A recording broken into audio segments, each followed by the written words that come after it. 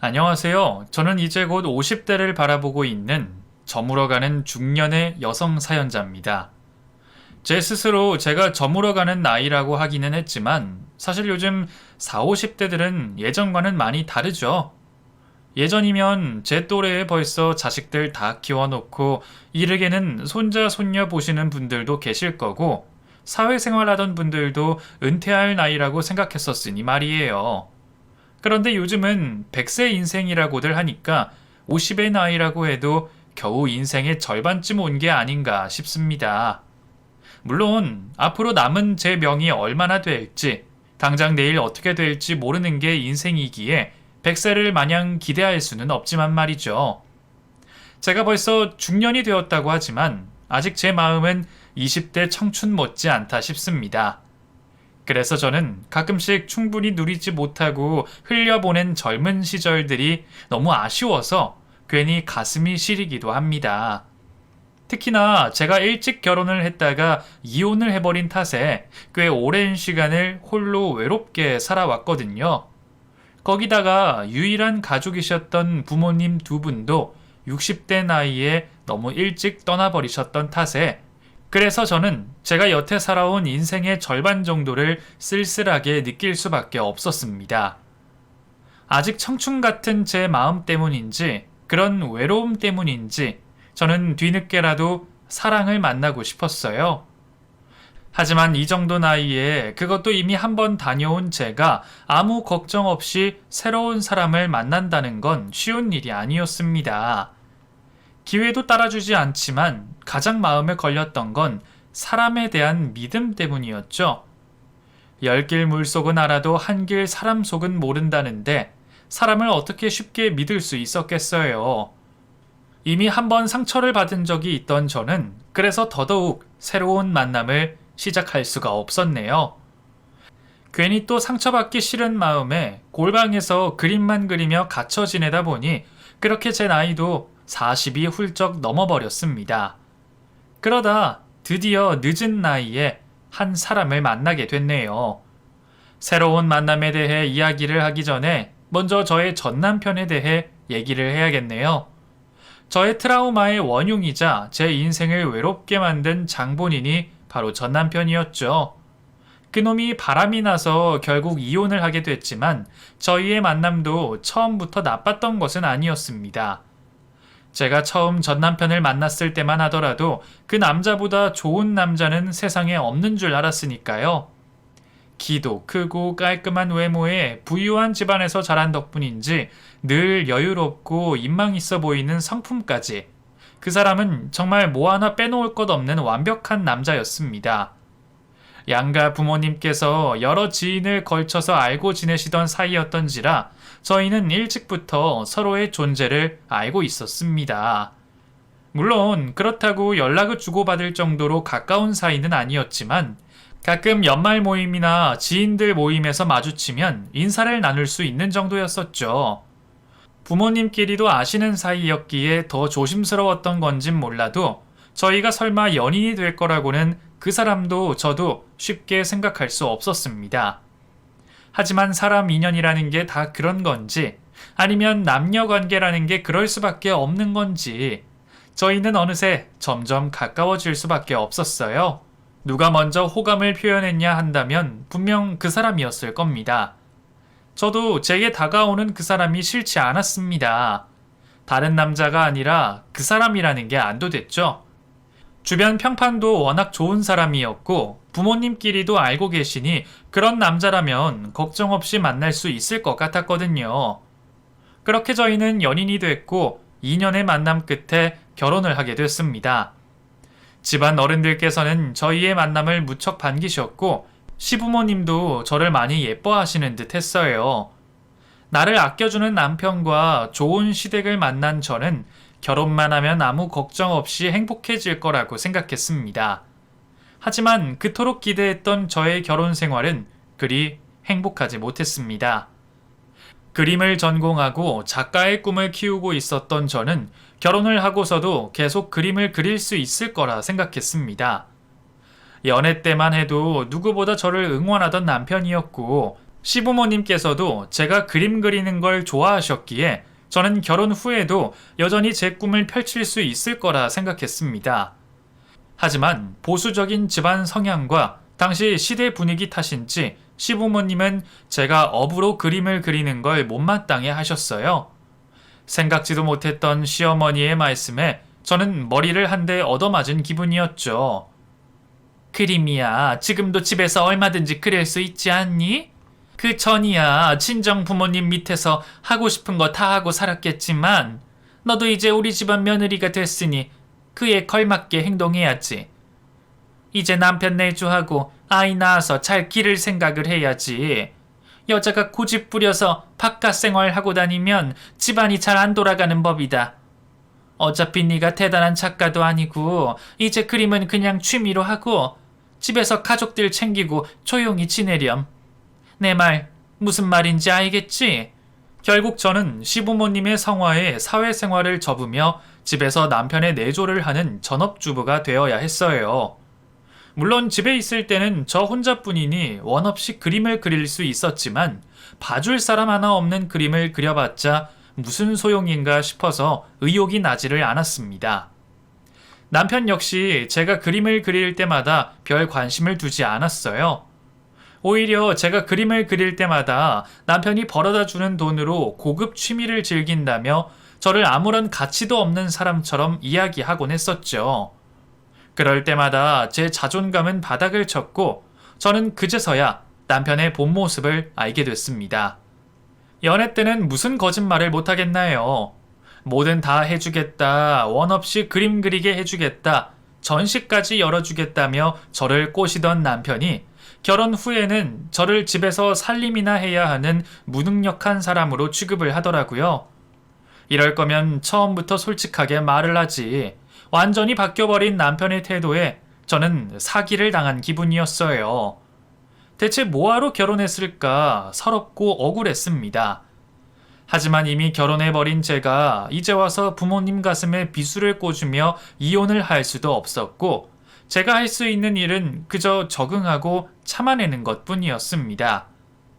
처음에는 기대와 다른 결혼 생활에 우울증이 걸릴 정도로 충격이 컸었지만 그런 생활도 결국 익숙해지기 마련이었어요. 결혼이 다 거기서 거기라 생각하니 저도 그냥 참게 되더라고요. 그래서 그 뒤로는 시부모님과 남편이 원하는 아내가 되도록 무던히 노력했습니다. 남편의 입맛에 맞춰 요리를 하고 매일 살림살이를 정돈하며 늘 먼지 하나 없이 깔끔한 집안을 유지하고 말이죠. 외동딸로 귀하게 자라서 살림이라고는 몰랐던 제가 그 정도로 하기까지 얼마나 많은 고생이 있었는지는 저만 아는 일일 겁니다. 하지만 그런 건 결국 노력하면 되는 일이었어요. 제가 결혼 생활을 하는 동안 가장 힘들었던 것은 까탈스러운 남편의 비위를 맞추는 것과 손자를 바라시는 시부모님의 기대를 이뤄드리는 것이었죠. 다른 건 제가 다 어떻게 해본다고 하지만 임신만큼은 도저히 제 능력으로 되는 일이 아니었습니다. 저희 부부는 결혼 생활 3년 동안 아이 소식이 찾아오지 않았어요. 어쩌다 겨우 임신을 하게 됐었지만 한 달도 안 돼 자연 유산해버렸고 난임으로 병원을 다니면서 참 고생이 많았었습니다. 누구의 탓인지 원인도 모르는 일이었지만 시부모님과 남편은 당연하게도 여자인 저를 탓하셨어요. 평생 남자 모르고 그림만 그렸다기에 얌전한 줄 알았더니 대체 뭘 하고 다녔길래 임신도 제대로 못하니? 너 설마 문제 있는 거 속이고 결혼한 건 아니지? 당신은 집에서 하는 것도 없으면서 애도 하나 못 가져? 내가 당신한테 뭐 많은 걸 바랬나? 우리 부모님 소원대로 아들 하나 낳아서 잘 키우라는 건데 여자들이면 다 하는 일을 왜 당신만 못해? 내가 대체 언제까지 당신 때문에 부모님한테 염려를 드려야겠어? 그게 정말 제 문제인지도 모르는데 저는 아이를 못 갖는다는 이유로 죄인이 되어야 했습니다. 친정 부모님이 아셨다면 당연히 화를 내셨겠지만 그때는 저도 시집간 딸 입장에서 부모님께 괜한 걱정을 끼칠 수가 없었어요. 누구보다 저를 걱정하시고 아끼셨던 부모님께 상처를 입히고 싶지 않았으니까요. 그래서 그냥 무작정 참고만 살았습니다. 남편이 언젠가부터 겉도는 줄 알면서도 제가 할 수 있는 일은 없었죠. 그리고 결국 저희는 결혼 5년 만에 이혼을 하게 됐습니다. 이혼 사유는 다름 아닌 남편의 외도였어요. 심지어 제게 숨길 생각도 없었는지 다른 여자가 생겼다며 당당히 이혼을 말하는 남편의 요구에 저도 순순히 이혼을 해줬습니다. 솔직히 말하면 먼저 이혼하자고 해줘서 고마울 지경이었어요. 저도 이혼 결심을 못했을 뿐이지 남편과의 결혼 생활이 행복하지 않았으니까요. 매일매일 결혼을 후회하며 살기에도 지치는 일이었습니다. 게다가 아이가 생기지 않는다는 이유로 죄인이 되어야 하는 것도 억울하기만 했었죠. 모두 다 버리고 벗어나고 싶다 생각하면서도 막상 이런저런 이유로 이혼을 결심하지 못했습니다. 그리고 결국에서야 남편의 불륜으로 저희의 결혼 생활이 깨지고 말았네요. 속상해 하시는 부모님을 보면 죄송했지만 그래도 저는 그제서야 숨통이 트이는 기분이었어요. 지난 5년간 내 뜻대로 할 수 있는 건 아무것도 없었는데 이제라도 하고 싶은 대로 하면서 마음 편히 살아야겠다 싶었거든요. 하루빨리 이혼을 하고 싶은 마음에 골치 아프게 재산 분할할 생각도 없이 합의 이혼에 도장을 찍었던 저는 어차피 그 집의 돈이 탐나지도 않았습니다. 굳이 그 집 돈을 받아 호강하고 싶지도 않았고 시댁만큼은 아니었지만 저희 집도 그리 여유가 없지는 않았으니까요. 덕분에 저는 친정 부모님의 도움으로 이혼 후에도 경제적으로 여유를 누릴 수 있었고 그 후로 저는 화실을 열어 마음 편히 그림을 그리며 살았어요. 이제 더 이상 작가로서의 미래를 기대하지는 않지만 화실에서 사람을 가르치면서 취미 삼아 내 그림 그리다 보면 언젠가는 내 그림을 알아봐주는 사람도 생기지 않을까 싶었어요. 대단한 작가가 되어 전시를 열거나 이름이 난다는 건 더 이상 제가 바라는 일이 아니었습니다. 20대 시절 이른 결혼과 이혼의 아픔을 겪은 저는 그저 더 이상 상처받지 않고 그렇게 조용하게 살아가는 게 제가 원하는 유일한 꿈이었습니다. 이제는 연애도 결혼도 관심 없다며 스스로 독신주의를 자처했죠. 그래서 저는 그 후로 오랜 시간을 누군가를 만나지 않고 혼자 살아왔습니다. 부모님은 늦기 전에 재혼을 하기를 바라셨지만 첫 번째 결혼으로 너무 큰 상처를 얻었던 저는 새로운 누군가를 만나는 게 두려웠어요. 저도 저희 부모님이 외동딸이 혼자 늙어가는 걸 보며 얼마나 걱정을 많이 하셨는지 잘 알고 있었어요. 그래서 부모님을 실망시키기 싫다고 생각하면서도 차마 다른 사람을 만나서 새 출발을 할 용기는 나지 않았습니다. 내 가족이 아닌 다른 사람에게 믿음이 없었거든요. 전 남편 역시 연애 기간 2년 동안은 너무나 좋은 사람처럼 보였었기에 그만큼 믿었던 사람에게 배신당한 상처는 세월이 지나도 쉽게 지울 수가 없었습니다. 하지만 오래 제 곁에 계실 줄 알았던 부모님이 예상치 못하게 일찍 돌아가시면서 저도 심경의 변화가 생길 수밖에 없었어요. 가족만 있으면 된다고 외로운 줄 몰랐던 제가 고아가 되며 완전히 외톨이가 됐다 생각하니 갑자기 두려움이 몰려오더라고요. 그래서 저는 너무 늦기 전에 용기를 내볼 수밖에 없었어요. 여전히 사람에 대한 믿음보다는 불신이 컸지만 평생 그렇게 살 수는 없다는 생각에 새로운 사람을 만나보기로 했습니다. 그게 불과 몇 년 전이었네요. 그때 제 나이는 벌써 40 중반의 끄트머리였고 저는 완전히 늦기 전에 마지막 기회를 잡아야 했어요.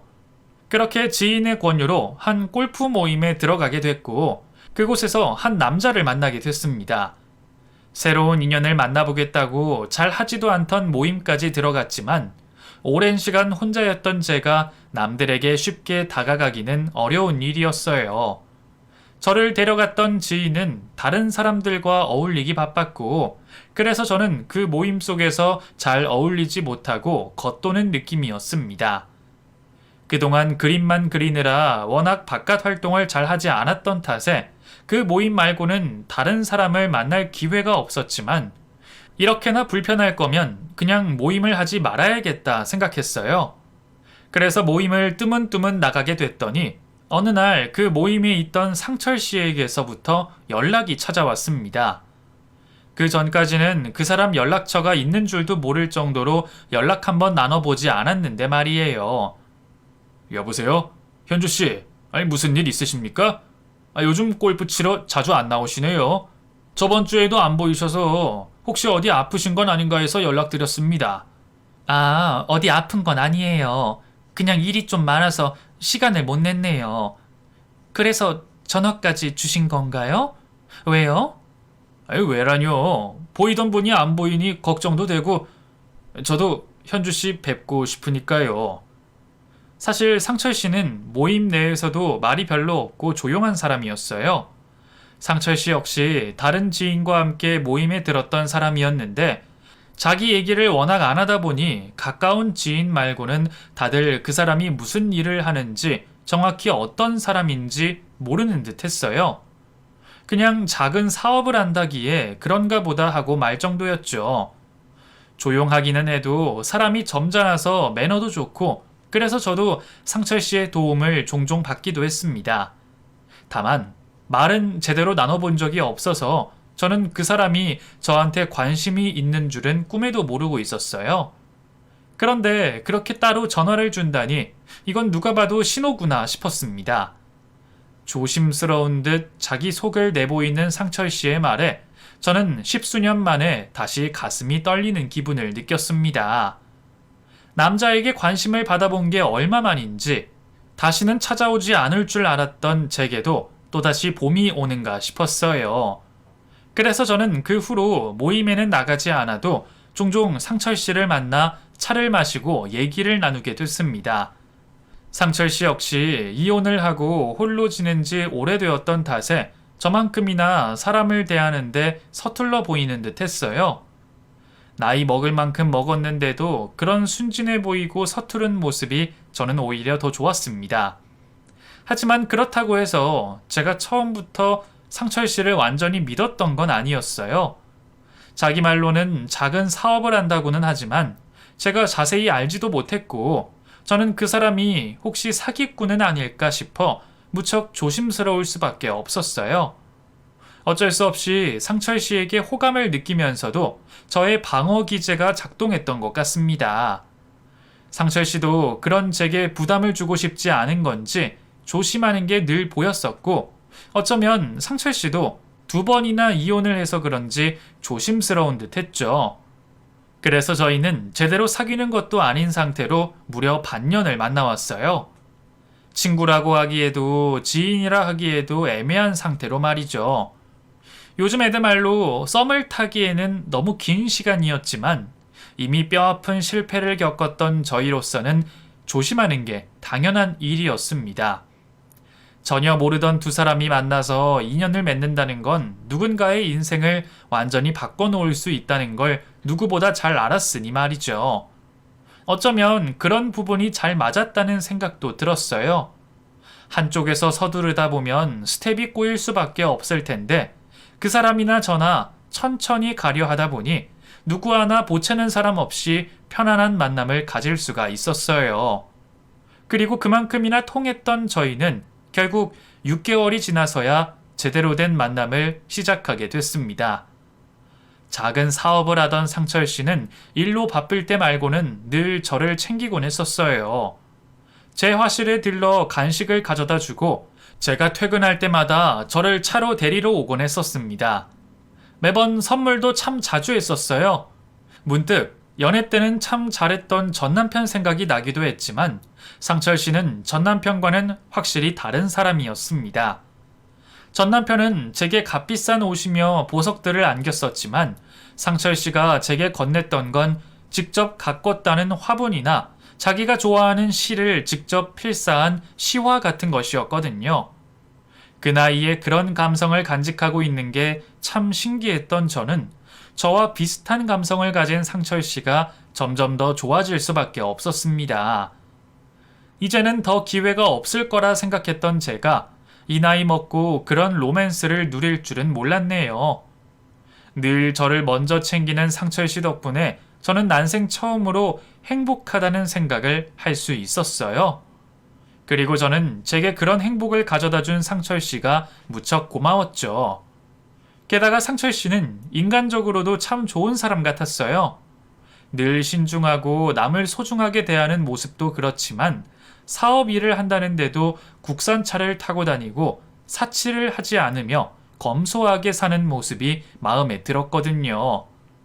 처음부터 골프 치는 모임에서 만난 탓에 그곳에 있던 다른 남자들처럼 사업한답시고 돈 펑펑 쓰고 명품으로 허세 부리고 할까봐 걱정했더니 다행히 그런 사람은 아니었더라고요.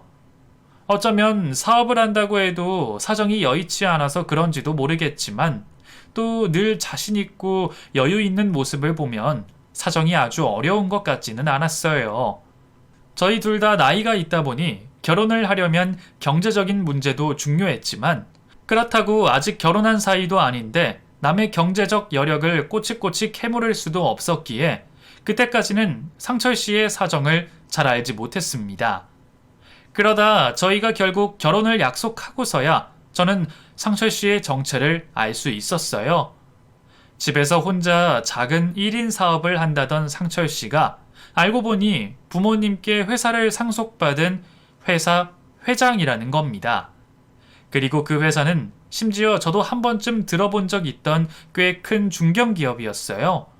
생각지도 못한 상철 씨의 정체에 놀란 제게 상철 씨는 사과를 건넸습니다. 그동안 솔직하게 말 못해서 미안해. 근데 나도 내 입으로 그런 얘기 하기가 좀 그랬어. 내가 유일한 자식인지라 부모님 돌아가시면서 물려받은 회사라 내 회사라고 하기도 좀 그렇더라고.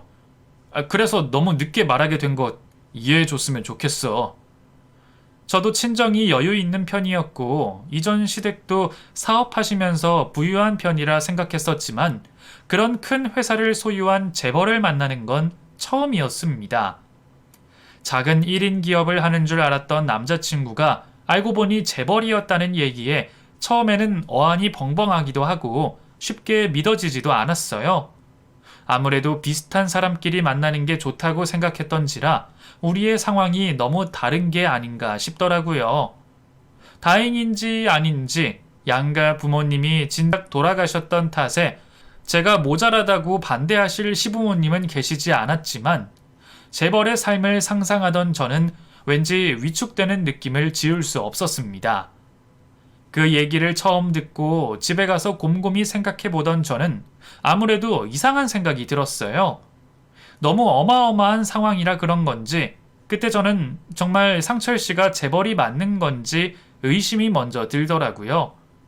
보통 재벌이라면 날 때부터 넉넉한 집안에서 여러 사람 부리며 자랐을 텐데 그동안 상철 씨가 하는 것들을 봐왔던 저는 상철 씨가 재벌이라는 걸 믿기 쉽지 않았어요. 스테이크보다는 순댓국을 좋아하고 와인보단 막걸리를 찾고 그 흔한 외제차 한번 탄 적 없는 상철 씨였으니 말이죠. 게다가 제일 의심스러웠던 것은 회사 사정이었어요. 저도 궁금한 마음에 인터넷에 그 회사를 검색해봤는데 이상하게도 어디에서도 상철 씨의 이름은 보이지 않았습니다. 회사 대표는 완전히 다른 사람 이름이었고 중견기업이라고 해도 생활 밀접한 회사가 아니라 그런지 대표에 대한 기사나 정보를 찾기가 어렵더라고요. 저도 상철 씨를 의심하고 싶지는 않았지만 혹시 사기를 치는 게 아닌가 싶은 생각을 할 수밖에 없었습니다. 그래서 저는 상철 씨에게 사정을 물을 수밖에 없었어요. 그러자 상철 씨는 자기는 대주주로 회장 자리만 지킬 뿐이고 외부에서 데려온 전문 경영인이 대신 경영을 하고 있다 말했죠. 나는 원래부터 사업에는 별 관심이 없었어. 부모님이야 내가 외동아들이니까 당연히 나한테 물려주고 싶어 하셨지만 공부를 아무리 해봐도 경영은 나랑 맞지 않더라고.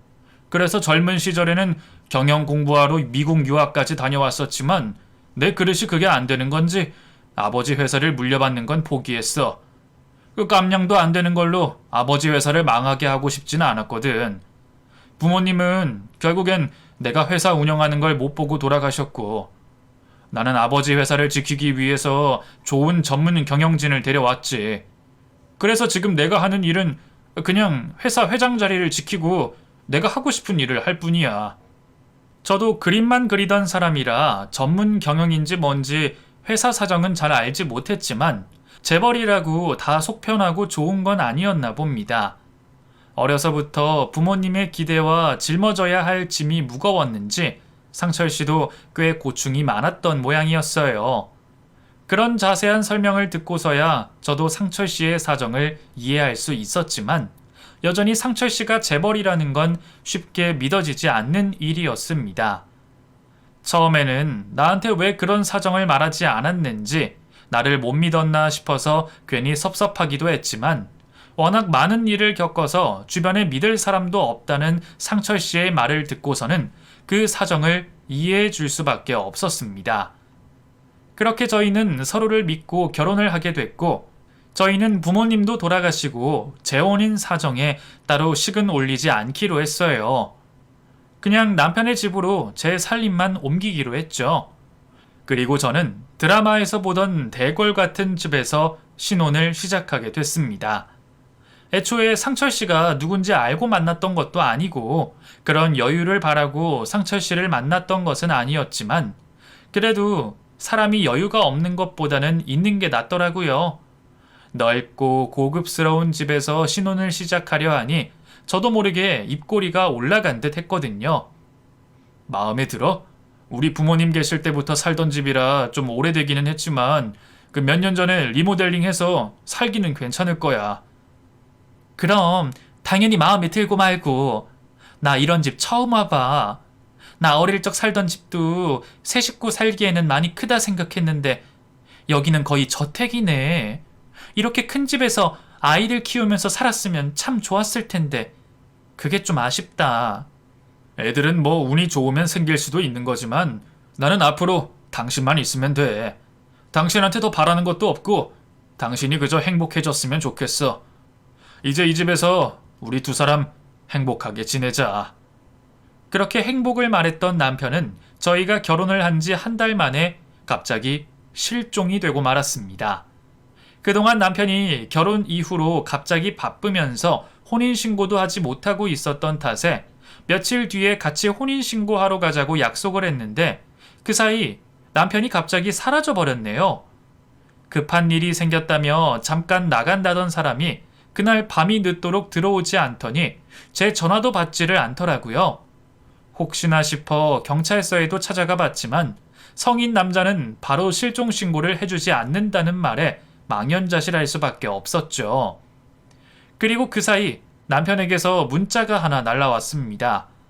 저더러 자기를 찾지 말라는 문자에 저는 이게 무슨 상황인가 싶었습니다. 설마 남편이 실종된 게 아니라 자발적으로 사라진 것인가 싶은 생각에 순간 안 좋은 생각들이 밀려들 수밖에 없었어요. 겨우 결혼한 지 한 달 만에 이런 일이 벌어졌다면 필시 좋은 일은 아닐 거라 생각했죠. 남편의 문자를 받고 곧바로 다시 전화를 걸어봤지만 남편은 제 전화는 절대로 받지 않았습니다. 일부러 제 전화를 피하는 듯한 남편의 태도에 저는 그때부터 남편이 의심스러워질 수밖에 없었어요. 사실 그 일이 있기 며칠 전부터 남편이 이상하기는 했습니다. 처음부터 저는 결혼식을 하지 않는 대신 혼인신고를 일찍 하고 싶었는데 남편은 지난 한 달 동안 혼인신고 얘기를 피하는 듯 했거든요. 말로는 바빠서 시간이 안 난다는 핑계였지만 평소에는 아무리 바쁘더라도 저를 위해 시간을 내주던 남편이었기에 저는 그런 남편의 핑계가 이해되지 않았습니다. 그래서 저는 남편을 재촉할 수밖에 없었고 며칠 전에서야 겨우 혼인신고를 하자고 약속을 받았었죠. 저는 혹시 내가 혼인신고를 하자고 그래서 도망을 간 건가 싶은 생각이 들 수밖에 없었어요. 그럼 혼인신고를 하면 안 되는 이유라도 있는 건지 어쩌면 남편이 내게 속이는 거라도 있을까 싶은 생각에 저는 남편의 회사로 연락을 해볼 수밖에 없었습니다. 남편의 지인들의 연락처도 몰랐던 제가 연락을 취할 곳이 거기밖에 없었거든요. 거기 혹시 나상철 회장님 소식 아시는 분 없나요? 예? 누구요? 나상철 회장님이요. 거기 회사 회장님이요. 네?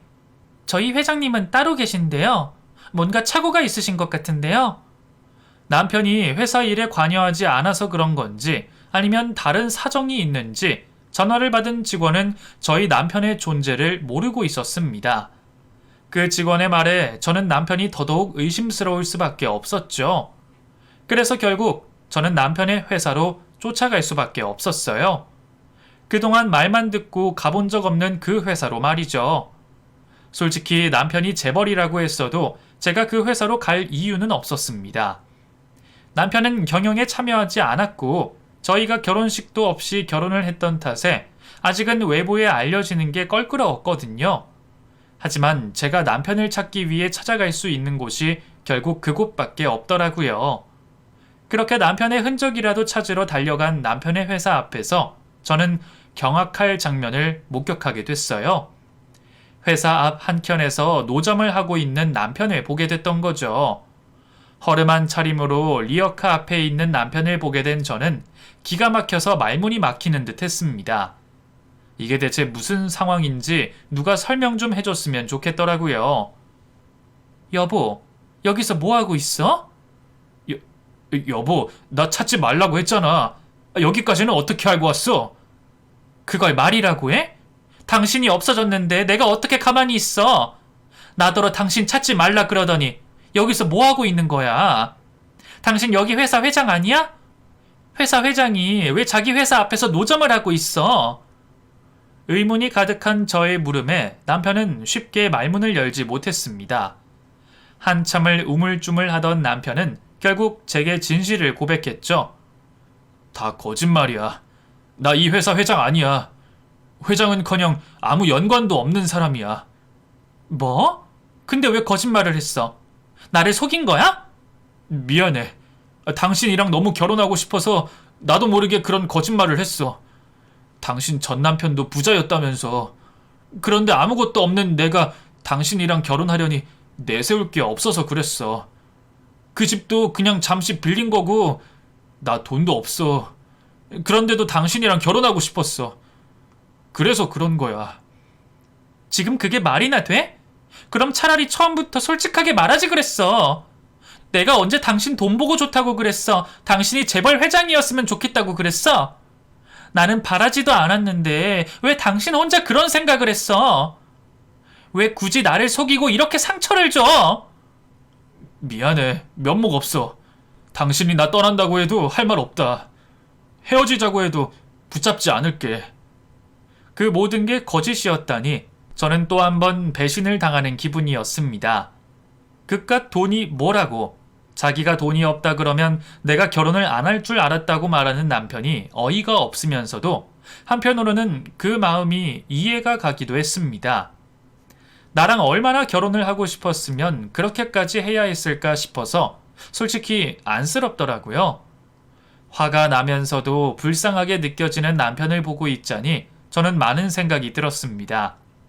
아직 도장도 안 찍었으니 이대로 갈라서야 하는 건가? 앞으로 이 사람을 믿고 살 수 있을까? 제 스스로 생각해야 할 일이 너무 많았죠. 하지만 그 순간 저는 딱 하나밖에 생각할 수 없었어요. 돈이 있고 없고 남편과 헤어지고 싶지 않다는 생각뿐이었죠. 돈이야 있다가도 없는 거고 내가 여유가 없는 것도 아닌데 돈이 문제라면 제가 해결할 수 있겠다 싶더라고요.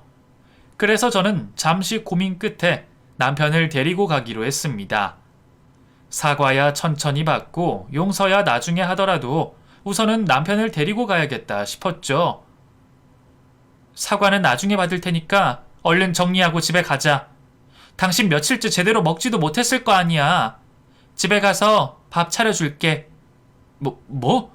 당신 나한테 화난 거 아니야? 화났지. 났는데 뭐 어쩌겠어. 나랑 결혼하고 싶어서 그랬다는데 다른 거짓말한 거 없으면 그 정도는 용서해 줄게. 돈 같은 거 상관없으니까 앞으로 거짓말만 하지 마. 남편은 제가 그런 말을 할 줄은 생각을 못했는지 놀란 얼굴로 그 자리에 굳어버렸습니다. 정말 상관없어? 나 알거지라고 해도 괜찮다는 거야? 그래, 상관없어. 당신이 나를 너무 과소평가한 모양인데 나 무명 작가지만 당신 먹여 살릴 여유 정도는 있어. 그러니까 더 이상 돈 걱정하지 말고 가자. 우리가 어떻게 만나서 결혼까지 한 건데 이렇게 헤어질 수 없잖아. 나 당신 많이 사랑해. 그리고 이제는 정말 행복해지고 싶어. 하지만 그 행복이 돈 때문에 오는 건 아니라고 생각해. 그랬으면 전 남편이랑도 분명 행복했겠지. 안 그래? 미안해. 미안해, 여보. 당신이 나를 그렇게나 생각하는 줄은 정말 몰랐어. 정말 미안해. 저는 미안하다는 말만 되뇌이는 남편을 데리고 얼른 집으로 들어갈 생각에 남편을 도와서 노점을 정리하고 있는데 회사에서 누군가가 뛰어나와 저희 남편을 부르는 게 아니겠어요? 아니 회장님, 연락도 없이 회사까지는 어쩐 일이세요? 오셨으면 연락을 주시죠. 회사에서도 높은 사람으로 보이는 웬 사람이 저희 남편에게 회장이라 부르는 것을 듣게 된 저는 다시 한번 혼란스러울 수밖에 없었습니다. 남편이 설마 사람까지 매수해서 일을 꾸민 건가 싶은 생각이 들더라고요. 여보, 설마 나 때문에 이렇게까지 한 거야? 이제 다 알았으니까 그만하시라고 해. 여보, 미안해. 나 사실 회장 맞아. 다시 번복되는 남편의 고백에 저는 머리가 복잡해졌습니다. 아니랬다가 맞다 했다가 이게 무슨 짓인가 싶더라고요. 결국 남편이 작정하고 시험했다는 것을 알게 된 저는 화가 머리 끝까지 나서 남편을 두고 혼자 집으로 돌아가게 됐습니다. 그리고 남편과 헤어질 생각에 그 집에 있던 제 짐을 전부 챙길 수밖에 없었죠. 제가 넓은 신혼집을 두고 너무 좋아해서 그러는지 집에 화실을 만들겠다고 해서 그런 건지 내가 자기를 돈만 보고 좋아하는 거라 생각했는지 그런 거짓 연극까지 꾸며 저를 시험에 빠뜨렸네요. 여보, 미안해. 나는 그냥 마지막으로 당신 마음을 확인해보고 싶었어. 혼인신고 도장 찍기 전에 제대로 확인을 해봐야 했어. 나도 어쩔 수 없었다는 걸 좀 이해해주면 안 될까? 그래서 나를 두고 이딴 짓까지 벌이면서 쇼를 한 거야? 그래서 당신이 대체 뭔데? 회장이야 뭐야? 그리고 그게 뭐가 그렇게 중요한 건데? 내가 언제 당신이 재벌인 줄 알고 좋다고 접근했어. 당신 너로 돈 좀 빌려달라 그랬어. 내가 당신한테 뭘 그리 믿음을 못 줬길래 이딴 식으로 사람을 기만하는 건데. 당신 같은 재벌들은 다 이런 식으로 사람 가지고 노는 게 취미야? 저는 남편이 알고 보니 돈이 없었다는 것보다 재벌 남편이 저를 시험하려 했다는 것이 더 화가 났습니다. 내가 설마 돈 보고 접근한 꽃뱀인 줄 알았던 건지 저를 그런 식으로 의심한 남편을 도저히 용서할 수가 없었어요. 저한테 제일 중요한 건 믿음이었습니다. 전 남편에게 배신당한 것 때문에라도 이제는 정말 나만 사랑하고 아껴주는 사람을 만나고 싶었어요. 그런데 그렇게 만났다고 생각했던 남편이 나를 믿지 못한 것을 알게 되니 저도 남편에 대한 믿음을 저버릴 수밖에 없었습니다. 그래서 차라리 혼인신고 안 한 게 다행이라며 관계를 정리하려 했죠. 여보, 내 말 한 번만 들어줘. 제발. 내가 설명할게. 무슨 설명? 나를 왜 못 믿었는지 그걸 말하려고? 내가 못 믿어왔다 그거 아니야. 나 당신 돈 같은 거 관심 하나 없으니까 그 잘난 재산 끌어안고 혼자 잘 살아. 그런 게 아니야, 여보. 사실 나 2번씩이나 이혼하면서 죽을 고비를 몇 번이나 넘겼어. 오로지 내 돈만 보고 접근했던 전처들이 나 죽이고 재산 가져보겠다고 나를 골로 보내려고 했었다고. 그래서 이번에는 확실한지 몇 번이고 의심할 수밖에 없었어. 나도 당신을 믿고 싶었지만 그런 경험들 때문에 사람을 쉽게 믿을 수가 없었어. 정말 미안해, 여보. 남편이 2번이나 이혼을 했던 것은 알았지만 그런 자세한 이유까지는 알지 못했어요. 그런데 남편이 알고 보니 전처들에게 몇 번이고 살해 위협을 당했다는 겁니다. 교통사고부터 독이 든 음식까지 먹은 적이 있었다는 남편의 말에 저는 충격을 받을 수밖에 없었습니다. 감히 남편이 겪었을 그 고통을 가늠할 수도 없었죠. 저도 전 남편 때문에 오랫동안 힘들어했지만 적어도 목숨이 위협받는 정도의 일은 없었어요. 그저 외도였을 뿐이니까요. 그런데 이 사람은 목숨이 왔다 갔다 할 정도의 어려움을 겪었다는 것에 저는 남편이 제게 그렇게 해야 했던 사정을 이해할 수밖에 없었습니다. 그렇다고 해서 남편에 대한 섭섭함이 사라지는 건 아니었지만 그래도 남편이 왜 그렇게밖에 하지 못했을지는 이해할 수 있었습니다. 누구라도 그 정도의 트라우마가 있다면 몇 번이고 의심하고 조심할 수밖에 없을 테니까요. 그래서 저는 결국 남편의 사정을 이해하고 남편을 마지막으로 용서하기로 했습니다. 그리고 다시는 제 앞에서 거짓말을 하지 않기로 단단히 약속을 받았죠. 나도 이번 일로 당신한테 정말 감동받았어. 솔직히 그렇게 말해줄 줄은 몰랐는데 나 정말 반성하고 있고 앞으로 다시는 당신 앞에서 거짓말하지 않을게. 고마워 여보. 그렇게 저희는 돌고 돌아서 결국 부부의 연을 이어가기로 했습니다. 남편은 제게 믿음을 보여주겠다며 그날 곧장 가서 혼인신고를 처리했어요.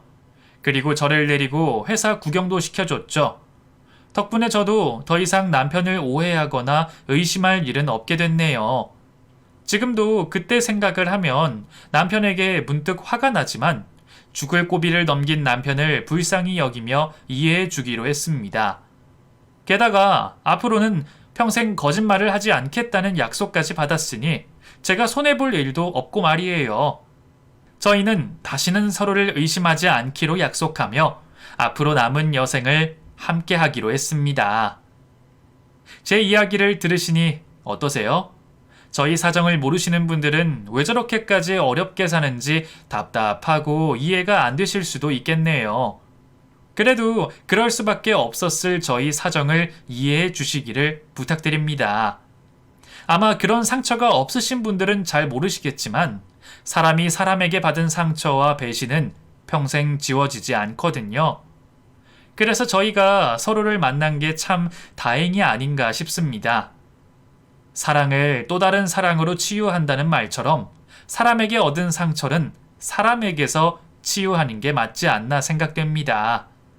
저희도 그렇게 서로 도우며 살아갈 테니 여러분들도 그러시기를 바랍니다. 감사합니다.